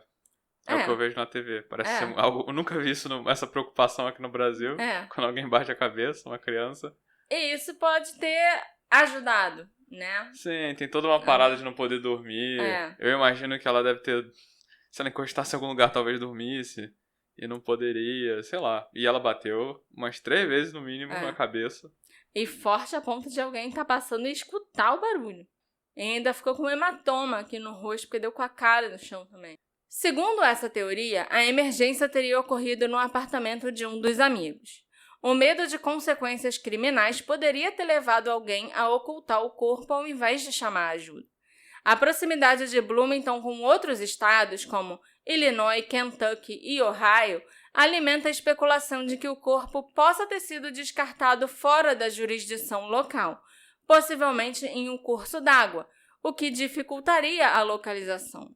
Entre os amigos, o Corey Rossman costuma ser um dos nomes mais mencionados, já que ele passou grande parte da noite com a Lauren.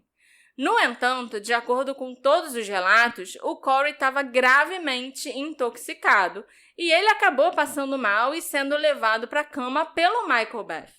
O Jay Rosenbaum confirmou essa versão e afirmou ter sido a última pessoa a ver a Lauren viva quando ela deixou o seu apartamento sozinha. Para que o Corey e o Michael Beth estivessem envolvidos em qualquer encobrimento, seria necessária uma conspiração envolvendo várias pessoas, inclusive o Jay, algo que muitos consideram improvável após tantos anos sem vazamentos, confissões ou provas. O Jay Rosenbaum, por sua vez, permanece no centro das discussões por ele ter sido a última pessoa a vê-la. Naquela noite, 2 amigos do Jay, chamados Alex Ferber e David Blesnak, vindos do Michigan, estavam hospedados no apartamento dele. E ambos afirmaram estar dormindo quando a Lauren chegou, quando a Lauren esteve lá naquela madrugada.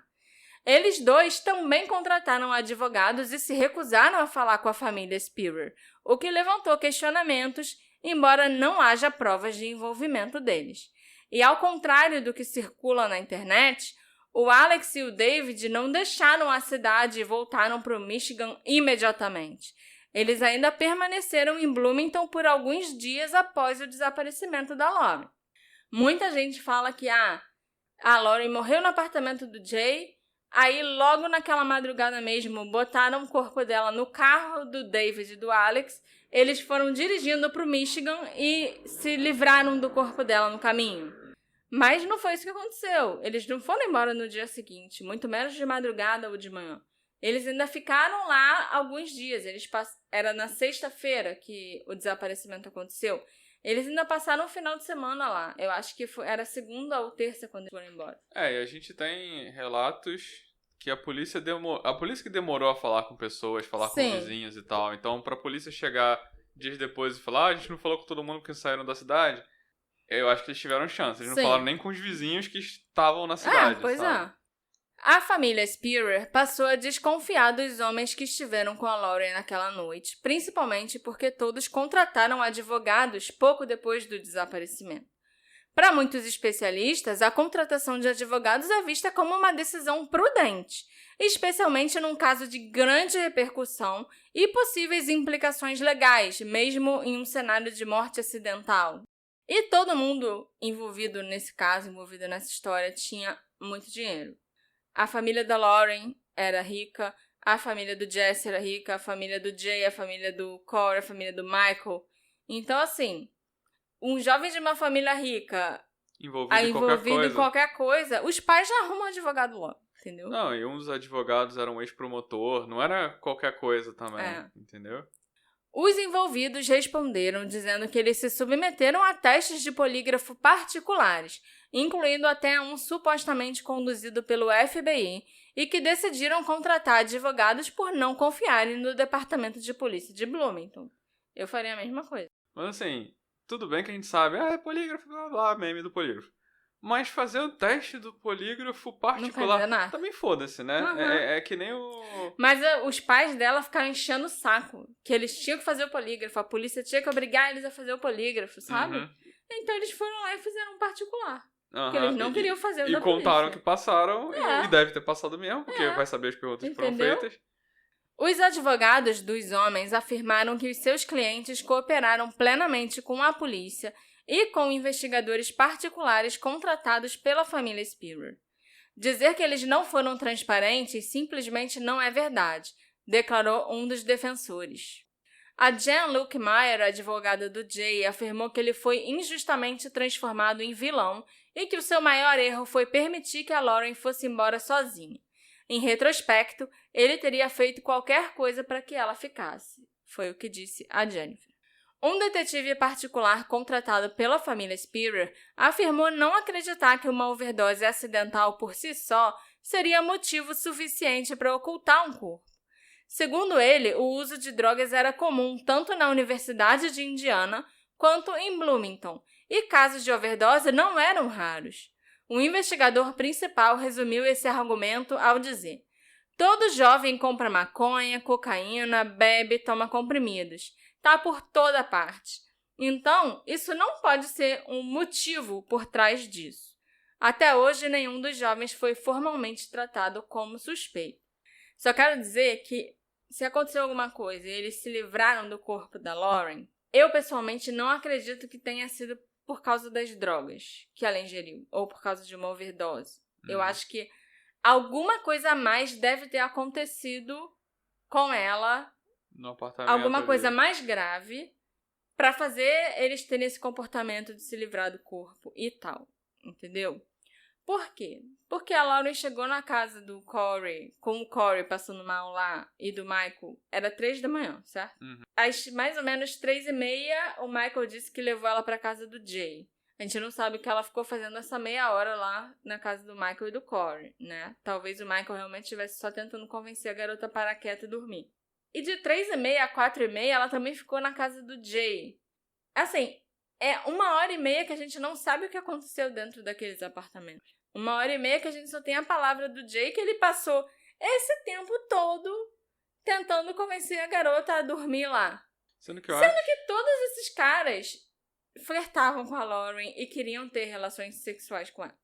Então, para chegar ao ponto de você não chamar uma emergência ou você ter que esconder um cadáver, se aconteceu alguma coisa, foi mais grave do que uma overdose, entendeu? Algo que poderia realmente complicar muito a vida deles, se o corpo fosse descoberto. Eu só acho que a história do Corey, de que tomou um soco e não lembra de nada, muito conveniente. Porque se eles falassem simplesmente, eu bebi tanto que eu não lembrava, eu teria aceitado com mais tranquilidade. Não, mas eu acho que foi uma combinação de tudo, entendeu? Não, mas aí que tá, eu não acho que foi uma combinação de tudo. Eu acho que isso é uma história combinada por advogado.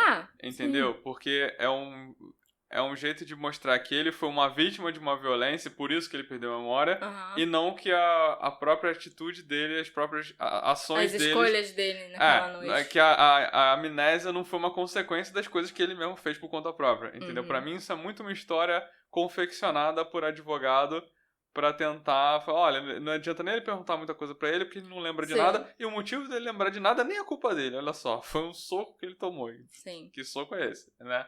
Mas, assim, isso pra mim é muito... E pode ser verdade dele não ter nada a ver com a história, mas, ele tomou um soco e perdeu a memória, não só depois como antes, pra mim é muito uma coisa confeccionada por advogado pra tentar livrar a Mas uma pessoa. coisa eu concordo.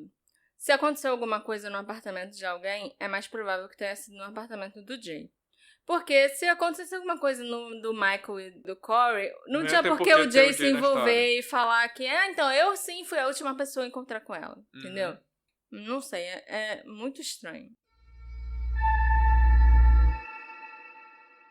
A polícia sempre afirmou que nenhuma possibilidade foi descartada, incluindo a hipótese de um rapto cometido por um estranho. Os pais da Lauren, no entanto, já declararam publicamente que não acreditam num sequestro aleatório. Curiosamente, muitos estudantes que viviam em Bloomington naquela época e que inicialmente acreditavam que os amigos da Lauren fossem responsáveis, que acreditavam naquela teoria da overdose e tal, hoje consideram improvável que os homens que estiveram com ela naquela noite tenham se envolvido diretamente no desaparecimento, além da decisão claramente irresponsável de deixá-la voltar sozinha para casa muito embriagada. Depois de todos esses anos, uma das hipóteses consideradas mais plausíveis por parte do público e de alguns investigadores independentes é a de que a Lauren tenha sido vítima de um crime cometido por um estranho. Essa teoria pressupõe alguém com familiaridade com a região, capaz de agir com rapidez e discrição para desaparecer com um corpo sem ser detectado. A área central de Kirkwood, em Bloomington, atrai não apenas estudantes da Universidade de Indiana, mas também moradores locais e visitantes de cidades vizinhas, especialmente nos fins de semana. Nesse contexto, é perfeitamente possível que a Lauren tenha cruzado o caminho de alguém com intenções predatórias naquela noite. Outra possibilidade é que ela tenha encontrado outro estudante, alguém que a conhecesse superficialmente, ou que a observasse no campus. Ambientes universitários favorecem esse tipo de sobreposição constante de rotinas e espaços, e não é incomum que obsessões se desenvolvam nesse cenário.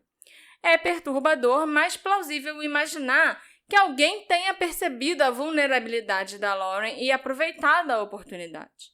O fato dela nunca ter sido encontrada sugere que essa pessoa possuía conhecimento significativo da região ou acesso a locais privados onde evidências poderiam ser ocultadas. Bloomington e os condados vizinhos contam com extensas áreas rurais, bosques e fazendas, o que reforça a hipótese de alguém com vínculos sólidos com a área e não um simples transeunte.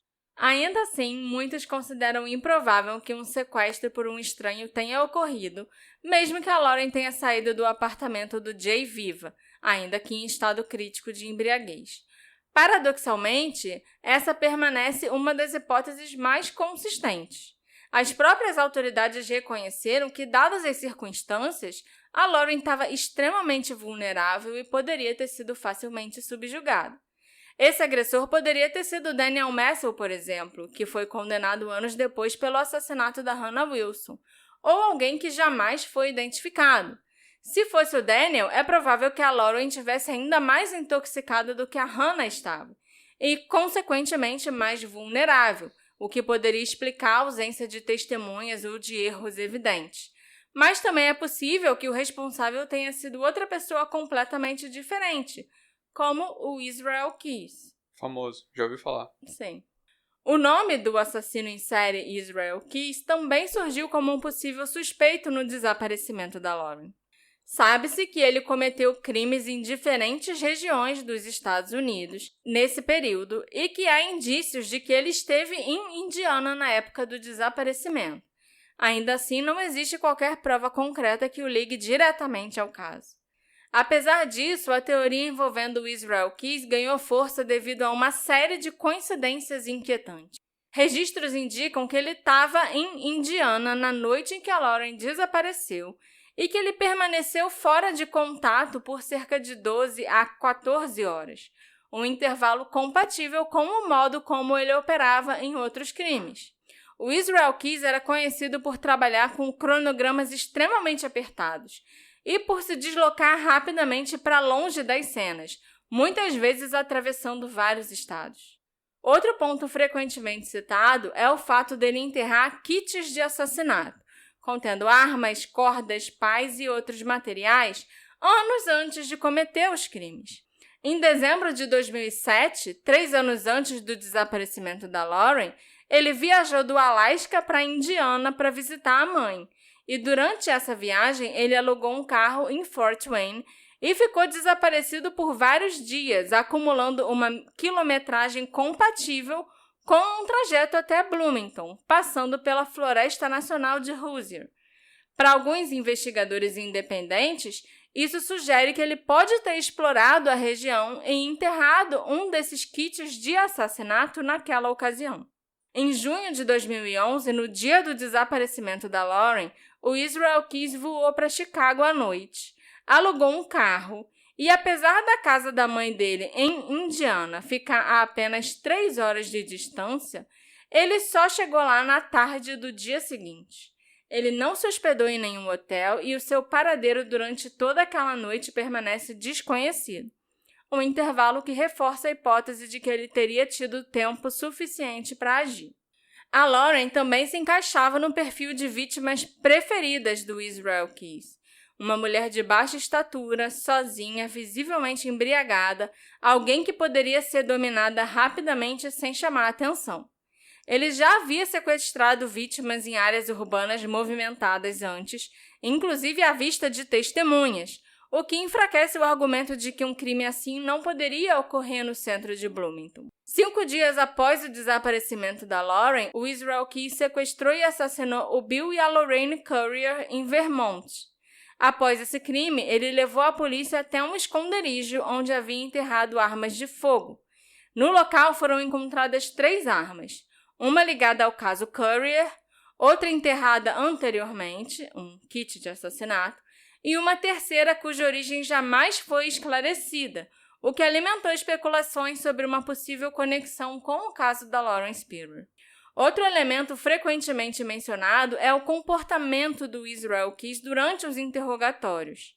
Investigadores afirmaram que, ao ser questionado especificamente sobre a Lauren, ele demonstrou uma reação semelhante à apresentada quando ele foi confrontado sobre a Deborah Feldman, hoje considerada uma vítima confirmada dele. Em ambos os casos, o Israel Keyes teria se mostrado visivelmente desconfortável, rido nervosamente e evitado respostas diretas. Defensores dessa teoria argumentam que o envolvimento do Israel Keyes explicaria não apenas como a Lauren poderia ter sido sequestrada em uma área urbana movimentada, mas também por que o seu corpo jamais foi encontrado. O modus operandi do Israel Keyes frequentemente envolvia matar num estado e descartar o corpo em outro. Com base em seus deslocamentos, alguns acreditam que, se ele foi responsável, a Lauren poderia estar enterrada no sudoeste do Michigan ou no leste de Illinois. Ainda assim, é fundamental reforçar. Tudo isso permanece no campo da especulação. Nenhuma evidência física, testemunhal ou forense liga o Israel Keyes ou qualquer outro agressor desconhecido de forma definitiva ao desaparecimento da Lauren. A teoria se sustenta em padrões, coincidências geográficas e comportamentais que são inquietantes, mas insuficientes para uma conclusão. Como tantas outras hipóteses nesse caso, a do Israel Keyes levanta mais perguntas do que respostas. Outra possibilidade levantada ao longo dos anos e que é uma das minhas teorias preferidas nesse caso é a de que o namorado da Lauren, o Jesse Wolfe, possa ser o responsável pelo desaparecimento dela. Assim como os jovens que estiveram com a Lauren naquela noite, o Jesse também foi tratado como pessoa de interesse no início da investigação. Segundo seu próprio relato, na madrugada de 3 de junho, ele estava em casa, assistindo a um jogo de basquete, e foi dormir por volta das 2h30 da manhã. Ele disse ainda que passou a noite aguardando notícias da Lauren.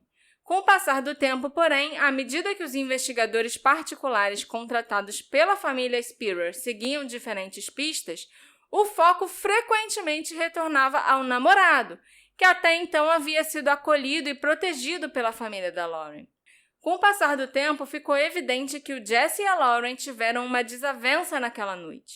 A Lauren teria dito ao namorado que ela ficaria em casa por causa de uma enxaqueca, o que não era verdade. Ela saiu para beber com amigos e acabou sendo vista extremamente embriagada ao lado do Corey Rossman. Pouco depois, o Corey se envolveu numa briga física no prédio onde a Lauren morava, o Smallwood Plaza. Há relatos de que os homens envolvidos nessa confusão, inclusive o Zach Oates, que deu um soco no Corey, eram amigos do Jesse e todos pertenciam à mesma fraternidade. Essa sequência de eventos levanta uma pergunta inevitável. Será que o Jesse foi informado ainda durante a madrugada de que a namorada estava bêbada e acompanhada de outro homem? Eu acho muito difícil que o Zack não tenha ligado para contar para o Jesse imediatamente. Se ele deu até um soco na cara do Corey, né, pela namorada do amigo. E pelo que eu fiquei sabendo, o Jesse era muito ciumento e todos os amigos dele meio que vigiavam a Lauren para ele. Por tudo que eu li a respeito do Jesse, ele e a Lauren tinham um relacionamento meio abusivo. Ele era muito controlador e muito ciumento. Nos dias seguintes ao desaparecimento, alguns episódios chamaram a atenção. Poucos dias depois, o Jesse e o pai dele teriam ido até o apartamento do Corey, que ele dividia com o Michael Beth, e agido de forma agressiva. Segundo relatos, o Jesse precisou ser contido para evitar uma briga maior, e ao sair ele teria gritado: "Eu espero que você apodreça na cadeia", para o Corey. Outros comportamentos também alimentaram suspeitas. O Jesse se recusou a realizar um teste do polígrafo administrado pela polícia de Bloomington, embora os seus pais afirmem que ele passou por um exame particular. O seu álibi de que ele estava dormindo nunca foi confirmado nem refutado pelas autoridades. O detetive particular Mike Ciravolo, contratado pela família Spearer em 2011, afirmou que ele conseguiu falar com o Jesse apenas uma vez em mais de uma década de investigação. Segundo Mike, sempre que ele avançava em alguma linha que envolvia o namorado, ele recebia ligações alteradas do pai do Jesse, questionando as suas intenções e os rumos da apuração. A mãe do Jesse, a Nadine Wolfe, sempre o defendeu com veemência, afirmando que o filho estava devastado por ter perdido o amor da vida dele e fazendo até terapia. Ela também declarou que o Jesse não estava em Bloomington na manhã que a Lauren desapareceu e atribuiu o ocorrido ao consumo de álcool e drogas por parte de Lauren, declarações que geraram forte indignação pública, afinal ela estava culpando a vítima. Outro ponto frequentemente citado é que o Jesse participou das buscas apenas nos primeiros dias, e em seguida ele deixou Bloomington para retornar para Nova York. Segundo relatos, ele saiu da cidade um dia antes de um teste do polígrafo que tinha sido marcado, e em outra ocasião ele deixou Bloomington às pressas antes de uma entrevista marcada com um investigador particular. Há ainda um detalhe perturbador mencionado num livro do Sean Cohen, lançado em 2024. No antigo apartamento do Jesse, teriam sido encontrados artigos impressos sobre casos de mulheres assassinadas por namorados abusivos, incluindo um texto intitulado O Assassinato de Christine. Esse assunto foi citado brevemente no livro, mas nunca foi aprofundado ou contextualizado, então eu não sei nem te dizer em mais detalhes quem era essa Christine específica.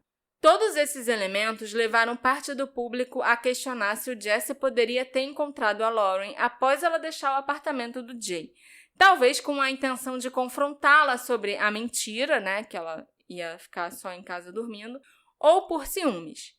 E se uma discussão poderia ter escalado de forma trágica. Estatisticamente, parceiros íntimos figuram entre os principais autores de crimes fatais contra mulheres, o que faz com que essa hipótese nunca seja completamente descartada.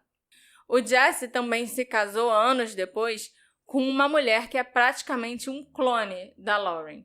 E muita gente na internet vê isso como mais uma pista da obsessão que ele tinha por ela e como isso pode ter levado ao assassinato. Eu só acho que ele tinha um tipo muito específico de mulheres que o atraíam, e por isso ele acabou se casando com alguém muito parecida com a Lauren, né? Ainda assim, não há provas diretas que liguem o Jesse Wolfe ao desaparecimento da Lauren Spearer. Se ele foi inocente, é inegável que ele também sofreu com a exposição às suspeitas e com a perda da namorada. Ao mesmo tempo, as lacunas em seu paradeiro naquela madrugada, o seu afastamento precoce da investigação e determinadas atitudes posteriores continuam alimentando dúvidas. No fim, essa teoria permanece exatamente onde sempre esteve: possível, inquietante e não comprovada. Desde que foram contratados pela família Spierer, os detetives particulares entrevistaram mais de 100 pessoas e interrogaram praticamente todas as pessoas de interesse, com exceção do Corey. Ao longo da última década, o Departamento de Polícia de Bloomington trabalhou em conjunto com o FBI para analisar imagens de vigilância, conduzir centenas de entrevistas e realizar extensas buscas terrestres. Segundo as autoridades, o caso da Lauren permanece ativo. Ainda assim, embora a família continue alimentando esperança, muitos temem que o desaparecimento jamais seja solucionado. Em 2021, um vídeo publicado no TikTok levantou teorias conspiratórias envolvendo a Lauren e um suposto esquema de jogos de azar online. Poucos dias depois, a família informou que havia denunciado o conteúdo à polícia para apuração, sem divulgar detalhes sobre o material. No mesmo ano, os pais da Lauren anunciaram uma parceria com a organização Redo Search and Rescue, especializada em buscas por pessoas desaparecidas, que atua com voluntários treinados e cães farejadores. Desde o desaparecimento da estudante, não faltaram pistas, muitas delas frágeis ou infundadas. Médiuns, relatos de supostos avistamentos e histórias de pessoas parecidas com a Lauren trabalhando em boates logo surgiram ao longo dos anos, mas nenhuma delas levou a respostas concretas. Mais recentemente, o investigador Mike Ciravolo relatou que um cliente dele adquiriu uma casa num condado próximo a Indianápolis e encontrou no interior do imóvel uma escrivaninha com recortes de jornais sobre o caso da Lauren. O antigo proprietário havia falecido, mas o seu filho era supostamente um pedófilo, o que despertou a atenção dos investigadores. Durante a vistoria da propriedade, foi identificado um monte de terra no porão, remexido. Os cães farejadores indicaram possível presença de restos mortais naquele local, mas após a escavação nada foi encontrado. As autoridades reiteram que seguem investigando sempre que novas pistas surgem. Até agora, porém, nenhum avanço foi suficiente para encerrar o caso. Na internet, o desaparecimento da Lauren reaparece com frequência em fóruns de crimes reais, tópicos no Reddit e, mais recentemente, no TikTok. Essa exposição constante apresenta o caso a novas gerações, mantendo o interesse público vivo. Investigadores amadores debatem detalhes, revisitam linhas do tempo e compartilham teorias sobre o que pode ter acontecido naquela madrugada. Nada do que a Lauren fez naquela noite justifica o fato dos seus pais ainda não saberem o que aconteceu com a filha e nem sequer terem um corpo para enterrar. Quem quer que seja o responsável, um amigo negligente, um namorado movido pela raiva ou um predador oportunista, deve ser responsabilizado. Acima de tudo, os pais da Lauren, assim como aqueles injustamente suspeitos ao longo dos anos, merecem respostas. Embora o desfecho continue incerto, a comunidade segue mobilizada em apoio à família Spierer. O espírito generoso da Lauren ainda toca vidas e o seu desaparecimento permanece como um alerta doloroso sobre vulnerabilidade, cuidado e responsabilidade coletiva. No aniversário mais recente do seu desaparecimento, a mãe da Lauren publicou uma mensagem comovente. Vocês guardaram o segredo por 14 anos. Nós continuamos nossa busca por 14 anos.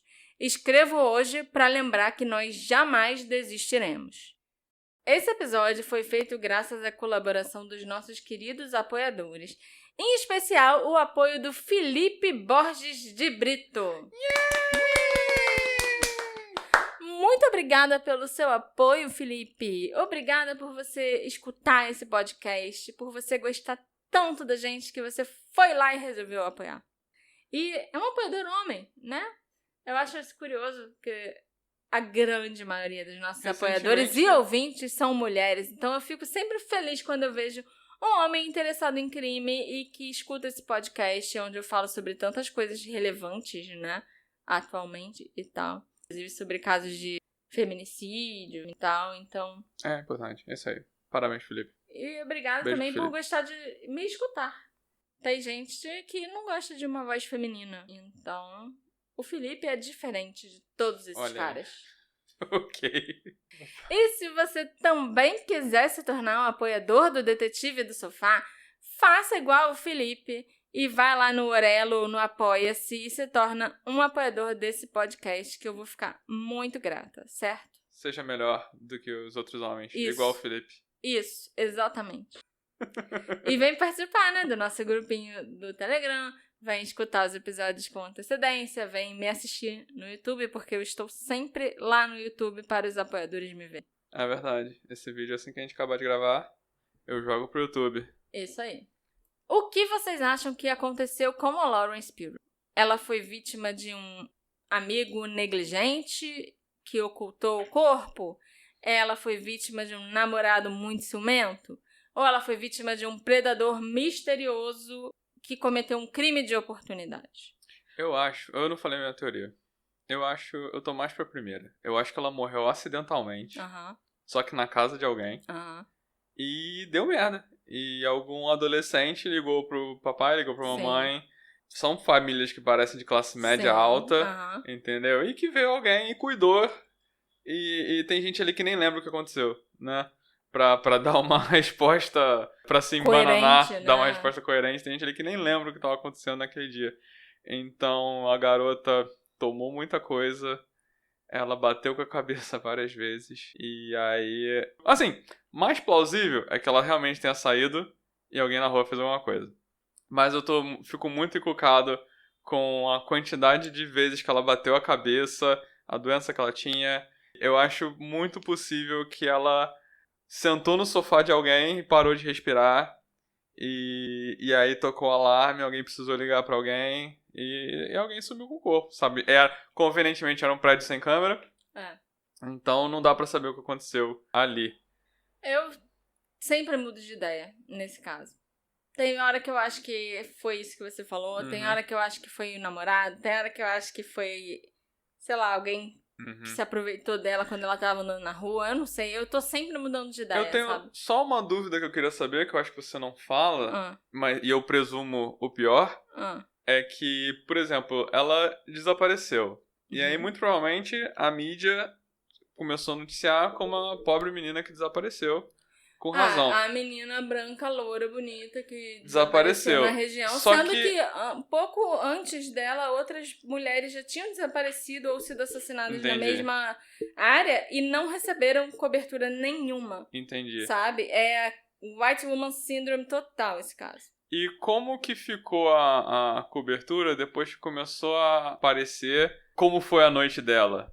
Tipo, porque eu presumo... Não mudou. Não mudou? Eu presumi o pior. Não mudou porque os pais continuavam negando e falando... Eles conseguiram pintando controlar, essa imagem, assim, de, sabe, garota que foi uma vítima das circunstâncias e que ela não devia ter feito nada de errado e tal. Entendi. Porque eu presumi o pior então, mesmo. Assim, não mudou e continua atraindo atenção, porque, né, é uma garota bonita de 20 anos, lourinha, de família rica que sumiu. Então, como você não vai dar atenção pra isso? Espero que vocês tenham gostado desse episódio. Me encontrem nas nossas redes sociais, @detetive do sofá, para ver até as fotos, né, desse caso e de todos os outros que a gente já fez até agora. Eu sempre posto as imagens de apoio aos episódios, alguns dias depois. E deixa lá no nosso Instagram, ou no Spotify, ou no YouTube, o seu comentário me dando a sua opinião sobre esse episódio e a sua teoria sobre o que pode ter acontecido com a Lauren. Engajem. A gente se encontra na próxima investigação. Tchau, tchau. Tchau, tchau.